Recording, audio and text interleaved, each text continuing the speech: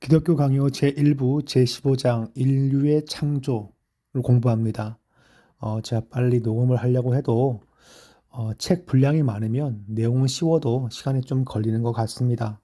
웬만하면 15분 내에 다 끝내려고 하는데 그렇지 못하고 있어요. 하나님이 지으신 모든 것들 중에 사람은 그분의 공의와 지혜와 선하심을 보여주는 최고의 본이다.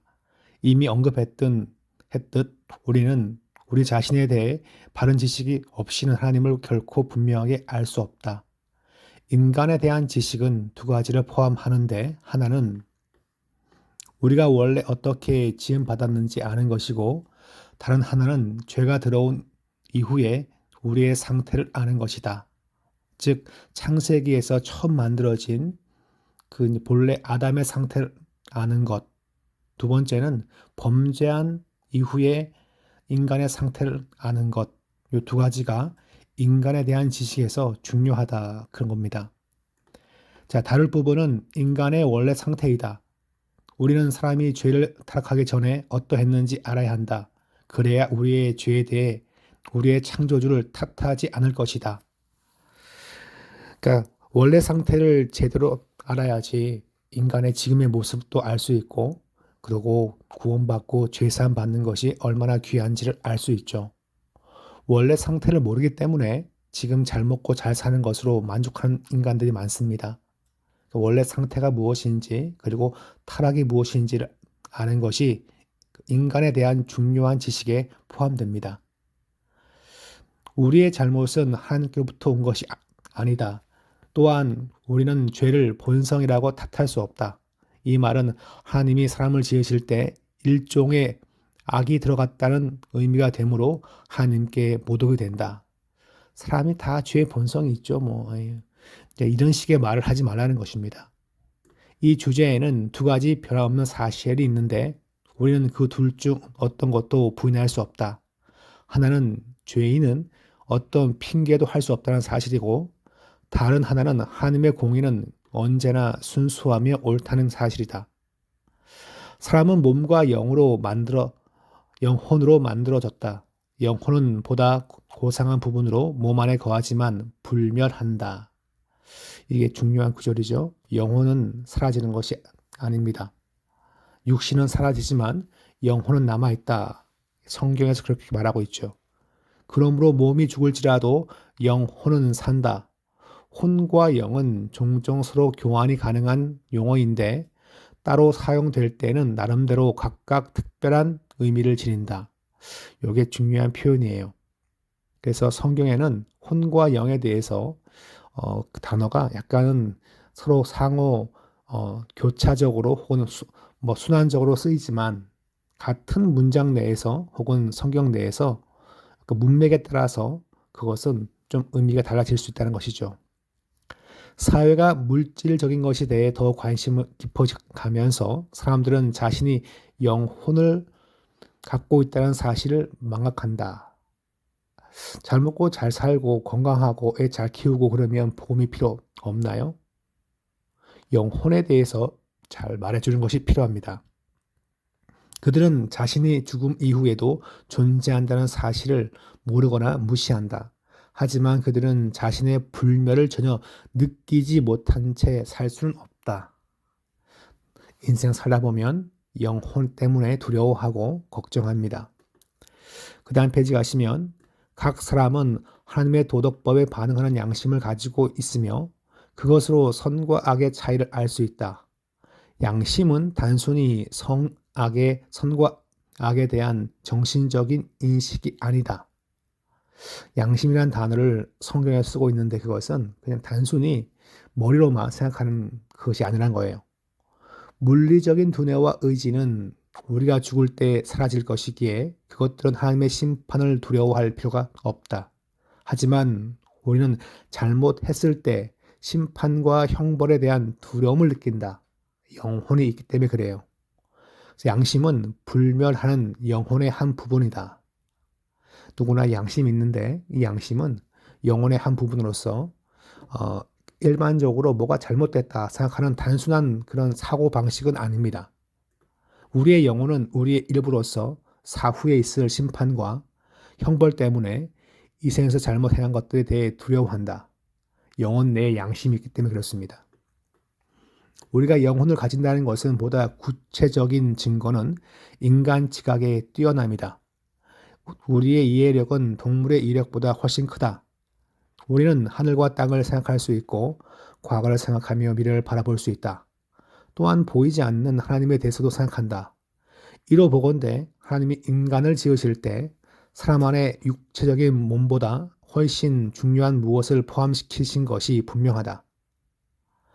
그러니까 우리가 어떤 것을 볼 때 생각을 뛰어나게 할 수 있는데 그것은 바로 영혼이 있다는 것을 보여주는 간접 증거란 것입니다. 성경은 영혼이 몸과 구별된 존재라는 사실을 분명하게 한다. 성경은 우리가 진흙으로 지은 집에 거하다가 죽음을 맞이할 때 부패한 육체를 벗어 던지고 마지막 날에 몸으로 행한 것들에 대한 보상을 받게 될 것이라고 가르친다. 이러한 구절들과 다른 많은 성경 구절에서 우리는 영혼이 몸과 구별되며 심지어 사람의 주된 부분임을 알 수 있다. 영혼은 눈에 보이지 않고 만질 수 없기 때문에 그냥 있다 없어지는 것이 아니라 사라지지 아니하고 또한 영혼은 인간의 한 중요한 부분이라는 거죠. 자, 그 다음 볼까요? 제가 이렇게 지금 스캔했는데 약간 글자가 좀 안 보이죠, 그죠? 영혼에 대한 생각을 왜 지금 이렇게 많이 언급할까요? 영혼을 제대로 인식할 때 인간의 죄성이나 죄사함이나 영생에 대해서 보다 더 이해하게 되고 보다 죄사함을 받고 싶고 영생에 대해서 갈구하게끔 됩니다.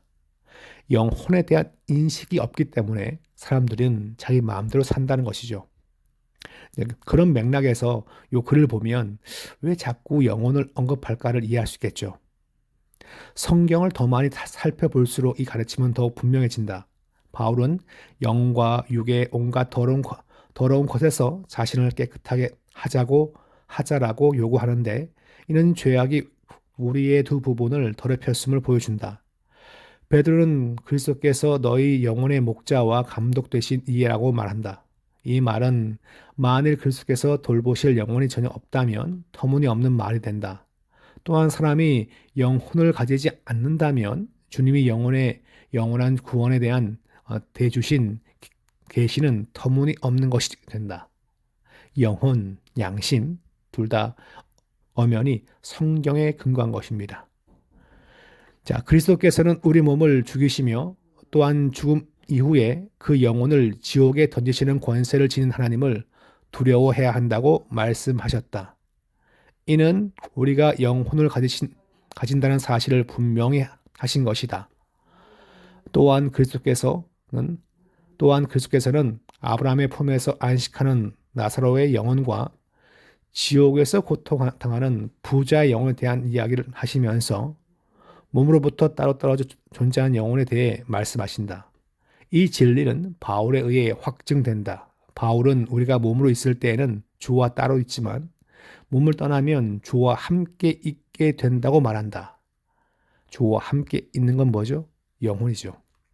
사람이 하나님의 형상으로 지어진 사실을 생각한다면 우리가 영혼을 가진 사실을 사실을 훨씬 더 확고히 믿게 될 것이다. 하나님의 영광은 우리의 육체적인 몸을 통해 어느 정도 드러난다. 우리는 사람을 보면서 종종 부인할 수 없는 은혜로운 모양을 본다. 그 아름다움은 동물의 모양보다 훨씬 뛰어나다. 하지만 우리는 영혼 안에 하나님의 형상을 갖고 있다. 아담은 올바른 이해력과 건전한 이성의 활동에 다스림을 받는 감정과 완벽하고 질서정연한 통제하에 있는 감각을 가지고 있다. 영혼이 있는 존재라는 것을 더 강조하고 있습니다. 인류는 아담이 죄를 범한 이후 영혼 안에 있던 하나님의 형상을 크게 잃었다. 둘째 아담이신 그리스도께서 자신의 형상을 우리 안에 회복시키실 수 있으시다. 두 개가 아주 중요한 문장이에요. 범죄를 했을 때 인간은 하나님의 형상을 잃게 된다는 것을 말하고 있습니다. 그렇지만 그 잃어버린 형상이 예수 믿는 믿음 안에서 회복된다는 걸 말합니다. 바울은 새 사람을 입었으니 이는 자기를 창조하신 이의 형상을 따라 지식에 까다롭게 하심을 입은 자에게 편지를 했다. 여기서 우리는 새롭게 된 자들의 특징을 찾을 수 있다. 첫째, 지식이고, 둘째, 의 또는 참된 거룩이다. 우리는 아담의 타락으로 생각과 올바른 마음과 모든 기능을 온전하게 할 수 있는 지식의 빛을 잃었다. 창조 상태에서는 인간의 영혼과 그 양심이 하나님을 잘 분별하고 섬기는 존재가 되었지만 타락 그 이후에는 인간의 영혼의 빛을 또한 지식을 분별하는 것을 잃게 되었음을 말하고 있죠. 자, 우리는 고린도후서 3장 18절에서 신자들은 하나님의 형상으로 변화될 필요가 있음을 알게 된다. 우리가 다 수건을 벗은 얼굴로 거울을 보는 것 같이 주의 영광을 보매 그와 같은 형상으로 변화하여 영광에서 영광에 이르니 우리는 하나님의 완전한 형상이신 그리스도의 모양으로 변해가야 한다. 그분의 형상은 참된 거룩과 청결함과 이해이다. 우리 안에 있는 그분의 형상은 우리가 천국에 들어갈 때 충만한 영광에 이를 것이다. 지금은 예수를 믿어도 완벽하게 변화가되는 것이 아니라 서서히 만들어지는 거죠. 이것을 신학적인 용어로 성화라 부릅니다. 그 다음 페이지 보시면 영혼은 몸의 모든 부분에 생기를 불어넣으며 우리의 삶을 이끈다. 많은 철학자들이 인간은 이성의 통제를 받으며 오직 이성만이 그들을 올바른 행동으로 이끈다고 생각했다. 그들은 인간의 본성이 타락으로 인해 부패한 사실을 고려하지 못했다. 인간은 이성이 있지만 또한 이성의 통제를 종종 받지만 좀 그것이 약간 지금 병들어 있어요. 부패했다는 것인데 그래서 칼빈은 그것을 약간 좀 어그러지고 찌그러진 좀 그렇게 단어를 묘사합니다. 그들은 서로 완전히 다른 두 상태에 대해 혼돈했다. 즉 하나님이 사람을 지으셨을 때와 상태와 삶이 죄로 인해 타락한 이후의 상태를 혼동했다. 철학자들이 인간은 머리가 좋아요. 다 분별할 수 있어요. 이것이 이제 소위 근대주의, 계몽주의, 이성주의 철학을 하고 있던 사람들의 생각인데 창조 상태와 창조 이후의 인간의 상태를 보면 두 가지 극단적인 상황의 반전이 있기 때문에 인간은 항상 이성이 타락되어 있다는 것을 기억할 필요가 있습니다. 사람의 영혼은 두 부분을 가지는데 곧 이해와 의지이다. 자, 이해는 뭐냐? 선과 악의 차이를 알려주는 거죠. 그러면 의지란 뭐냐? 둘 사이에서 택하는 것입니다. 하나님이 사람을 지으실 때 자유로운 의지를 줬습니다. 의지. 아담은 뜻하게만 했다면 유혹을 거절할 능력이 있었습니다. 그런데 아담은 자기 의지로 타락했습니다. 아담이 지음받은 원래 상태에서는 이해력과 의지가 완벽했다. 그의 모든 부분은 그의 의지에 복종했다. 그는 선 또 악을 택하는 데 있어서 자유로웠다. 하지만 그는 악을 택했고 그 결과 스스로 망했으며 그의 모든 기능은 부패하고 말았다. 그 이후로 인간은 이성에 의해 철저하게 통제되지 못한다. 이게 이제 상당히 중요합니다. 타락한 다음에는 인간이 이성에 의해서 완벽하게 통제가 되지 못하죠. 이걸 보여주는 대표적인 인류사의 사건은 최근에는 1차, 2차 세계대전입니다. 이성을 가지고 계몽주의 철학을 가지고 과학에 발달했고 그런 다음에 인간은 철학과 과학과 사회학에 많은 발달을 가져왔지만 그 마지막은 뭔가요? 동족 살해. 그래서 많은 민족들이 수백만 명이 또한 수천만 명이 전쟁을 두 번 겪으면서 저 유럽 땅과 이 아시아가 많은 사람들이 죽어나갔어요. 이성을 가지고 연구한 인간들의 마지막 결론이 무엇입니까? 자기 파괴예요. 그러니까 그 이성이 제 기능을 발휘하지 못하는 것은 바로 타락한 다음에 이성이 이제 기능을 많이 상실한 것입니다. 그렇다고 과학이 발달하지 못합니까? 장차 그렇게 얘기하시면 안 되고요. 인간에게 무엇이 귀한지를 분별하는 그 이해와 통제를 위한 의지에 있어서 하나님 앞에서 이제 그런 부분들이 온전치 못하게 되었음을 말하는 거죠. 철학자들은 사람이 선과 악 사이에서 자유롭게 선택할 수 없다면 이성적인 피조물이 아니라고 생각하는데 이는 맞는 생각이란 거예요. 그런데 사람이 자기 의지로 삶을 주관하지 못한다면 선을 택함으로써 선을 행하거나 악을 택함으로써 악을 하는 일이 있을 수 없다고 보았는데 이는 일부 틀린 생각이다. 자, 우리는 인간의 본성이 부패했다는 사실을 고려해야 한다. 그러니까 인간이 완벽하게 모든 걸 다 못한다. 어떤 판단과 사고와 그건 아니고 일부는 할 수 있어요. 그러니까 부패했다는 거예요.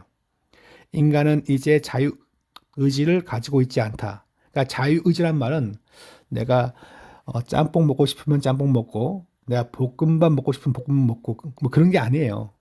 하나님의 뜻을 분별하여서 하나님 뜻대로 귀한 것을 할 수 있는 선택해서 행할 수 있는 의지 그걸 자유의지고 타락한 다음에는 죄에 물들기 때문에 자유의지를 가지고 온전히 섬기기가 쉽지 않습니다. 그래서 로마서를 통해서 본다면 성령님이 성도에게 오셔서 도와주셔야만이 하나님을 바르게 고백하고 예배하는 거예요. 좀 이런 철학적이고 신학적인 부분들을 이렇게 짧게 설명을 해 놓았는데요. 언뜻 들어서 이해가 잘 되지 않지만 또 잘 들으면 이해가 쉽습니다. 그러니까 인간은 자유의지가 본래 있었으나, 그러니까 free will인데 영어로 하시면 자유의지에 대한 뜻을 정확히 아는 게 중요합니다. 그러니까 무조건 그냥 내가 누구와 싸울 수 있어, 뭐 어디 갈 수 있어, 뭐 그런 거 아니라 그런 이제 자기 선택권을 말하는 것이 아니고요. 하나님 앞에서 하나님의 뜻을 잘 분별하고 하나님 말씀대로 살 수 있고 선을 행할 수 있고 그와 같은 아담 같은 상태에서의 자유의지를 말하는 것이고 그런 자유의지가 범죄한 다음에 깨어져서 우리는 그 영혼이 어떤 하나님께서 원하시는 상태로 지금 있지 않다는 것을 말하고 있습니다. 지금 여기 나와 있죠. 우리의 의지는 죄에 속박된다. 그러니까 부패한 다음에는 그러니까 우리의 자유의지가 그걸 잘 살려서 하나님께 영원하게 하면 되는데 그러지 못하고 죄에게 항상 결부되어 있다는 거죠. 그러니까 우리가 마음의 소원인데 그러니까 소원이로되 뭐 육신이 약하다라는 주님 말씀처럼 마음 한편에는 하고 싶어요. 그러나 한쪽에서는 육신의 소욕과 성령의 소욕에 싸우는 것은 바로 여기에 있습니다. 인생이 죄에게 있어서 약간 영향력을 받기 때문에 그렇습니다.